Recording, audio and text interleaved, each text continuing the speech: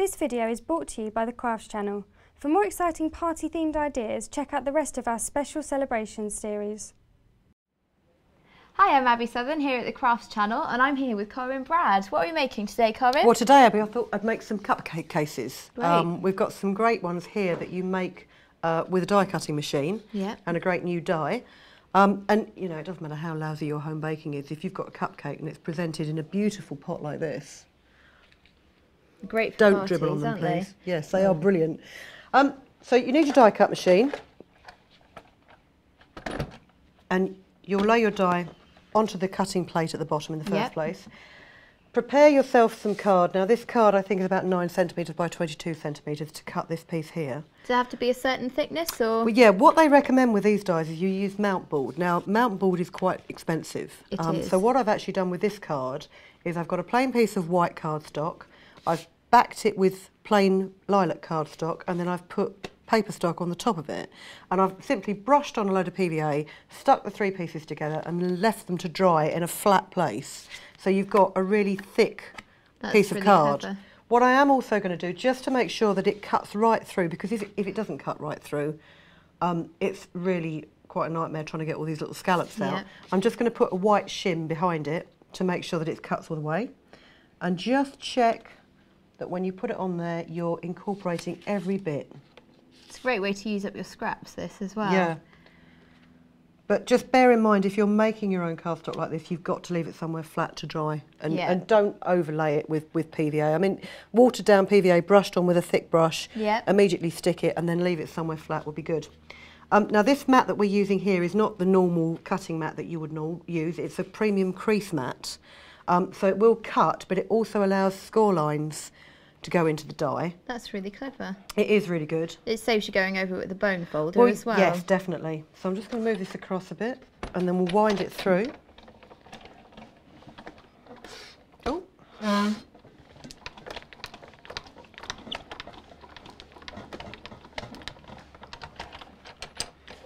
Just like that. Great. That's the shim. As you can see, it hasn't really cut through the shim, but it's cut perfectly through our cupcake case. You just pop that out and cut out any of the bits that are still hanging on. Yeah. I mean, all you'll need to pop out really are the holes. Yeah. The joining holes. I am just going to cut the base for the cupcake. If you wanted to save time, you could always do yeah, them if at you the same cut time, a larger couldn't piece you? of, I mean, what I've done is I had originally an A4 piece of card, which I then cut, because I used some of the A4 piece to make up one of those example cupcake cases. Yeah.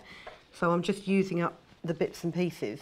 But yeah, obviously, if you cut both bits at the same time. Is that made in the same way by layering the paper, or is that just a single no, bit of it's just an paper? A4 piece of paper. I've done it the same way. You probably could get away with an A4 with just a plain piece of paper at the back of it. But just to make sure that it's sturdy. You also don't want to put the mixture straight in there, do you? You don't want to put these in the oven. No, don't bake these. These are purely for decorative purposes only. Just thought I'd point that out. But as you'll see, I mean, you can see on the base here, it's got score lines, so it hasn't cut all the way through it, but it just means you can bend your tabs up. And if I can grab that from you, thank you. Again, you can bend on all the score lines like this. And it's a really neat little die, actually. I mean, this is fast becoming one of my favourite dies, although it does make me eat too many cakes. You can never eat too many cakes. You can never eat too many cakes. So what we're going to do, we're just going to join this together with a couple of paper fasteners. I've got my selection of paper fasteners here. So it's already got the holes punched in it Already from the got die the holes then? in it, yeah. So let's just choose some that will coordinate. Let's have a pink one at the top here. Pop it in the hole and open the legs up. You can use decorative ones as well, ones with patterns on. Yeah. I mean, some of the nice Diamante ones as well. And the other thing is, you know, like I've said before, I don't ever throw anything away, much to my... Hence the jar of paper fasteners. Yeah.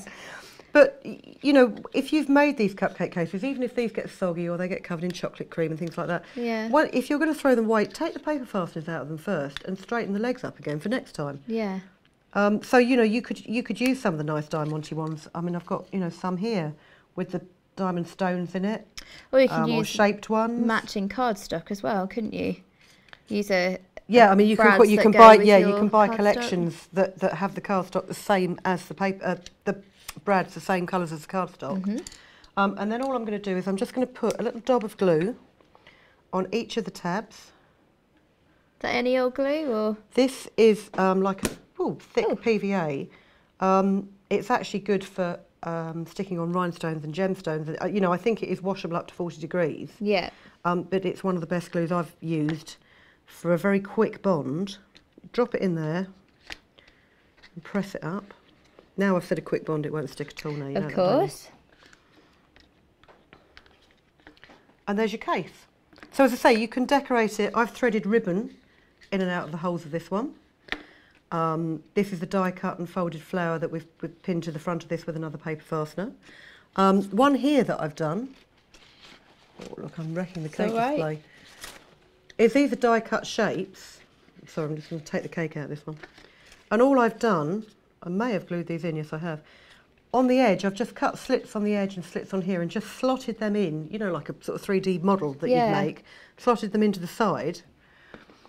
There's some cute buttons on here Yes, as well. yeah, again, I've fastened it through the holes with buttons and a piece of embroidery thread. So there's all sorts of things you could do to play around with them. And they do look so attractive. And again, they're really quite sturdy. You know, they'll take a bit of knocking about, and if they're kept clean, then you can use them again. Great. Okay. That's all we have time for here today, but thank you for joining us and we'll see you again soon.